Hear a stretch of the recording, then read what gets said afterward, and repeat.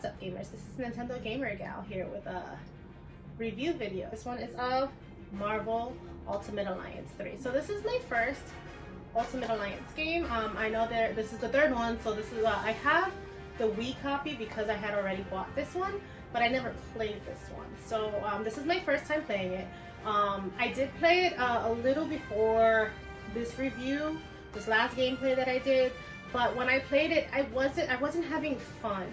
It's I think it's meant to be played with multiple people. Yeah, I'm guessing you can play it on your own, but I think it's meant to be played with multiple people because I had so much better time playing this game with another person. I had LazzyJames, also known as MARZ, on his channel. He's having a Let's Play put up. I'll put the links to the description above or below. I'm also going to add a playlist on my channel so that you can see the gameplay of this game. And we had so much fun playing it versus, like, I think we both played it on our own and stopped at the same point. It just wasn't fun. I think this game is definitely meant to be played with friends. And I like that it can be couch co-op and it can be multiplayer online, and what we did was multiplayer online because we don't live near each other.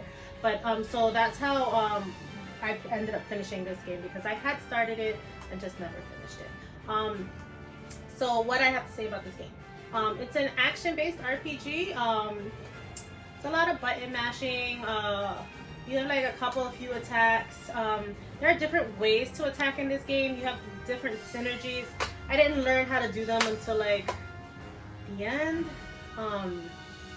We on the main attack, we didn't learn to the very end of the game. So when you see the Let's Play, don't wonder why we're not doing our ultimate attack. And even then, I didn't learn how to do it because I wasn't first player. I mean, I was first player for the first Let's Play, but after that, since it was his Let's Play on his channel, it was he was the first player, and that's one thing I don't like about this game. So we played two of us. It wasn't it's up to 4 people, but we've only played 2 of us, and it only gave the first player the extra characters to control. I feel like if it was 2 players, they should have mixed it in the middle. Like the first player should have been able to control one computer character, and then the second player should have been able to control the second computer character. But it gave the first player control of the other 2 NPCs, and I didn't like that because, you know, if it's evenly split, then you should evenly split the NPCs. But that's just me. Maybe there was a way to do it and we didn't know how to, but we didn't see a way to do it, so there's that. So that's like one of my negatives. The other negative I have about this game is it's short. I like my RPGs to be long. This is a $60 game, and we finished it within 15 hours.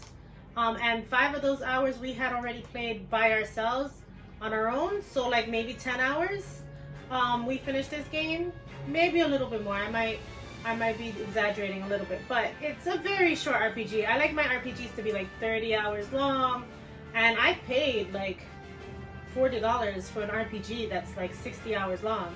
So that's the one thing I didn't like, that this game was pretty short in terms of an RPG. It was fun the whole time I was playing it, but you know, I mean in co-op obviously, but it wasn't.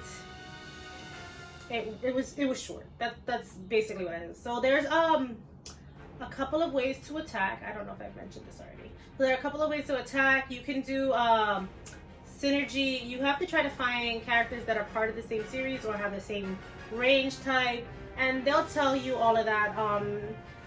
There'll be footage where you can see which characters synergize with which characters and how to do it. Because I wasn't first player a lot, I couldn't see as many of the things as first player can see. So I didn't figure that out until the end. Like, you see like a little yellow thing on your screen where you can probably press that button and you synergize with somebody else if they press the same button. But that was the only thing that I couldn't see.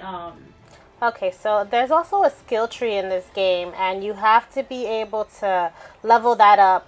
They don't discuss it much, but if you don't level this up, it's going to be harder. You got to figure out the isotope enhancements that you want to put on your character, and you got to put them in each character you play with. But other than that, like, I like that, you know how some multiplayers try to force you guys to stay in the same area, whereas this one, because we were on 2 different areas. I could be super far away from the other player, and it would still be registering on my game, and they'd be still registering on their game. So we were able to play like far away from each other without having to be forced into the same area, which I really, really liked. And there was a lot of team effort things.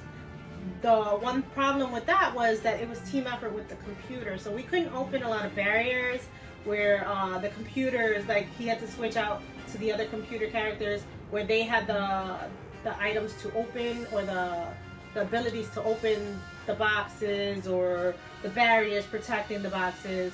And it was just a lot harder to figure out. We ended up skipping a lot of those boxes because we gave it 2 tries, and if in 2 tries we didn't get it, we got out. The only time where it was a pain in the butt was where we were breaking out of prison. This is very early in the game, like maybe 2nd chapter stuff, where we were breaking out of prison, and we had to do it. I think it took us like 10-15 minutes to break out because we couldn't figure it out.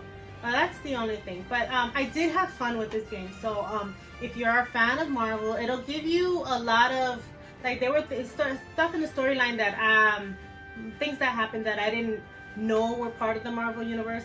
I was told that they might have taken a bit of liberties with the game in certain story plot points. Not major ones, but like some of them. And in this one, you're doing the Infinity Stones. So you're looking for the Infinity Stones. That's very early in the game, where you've lost all the Infinity Stones and you have to recover them all.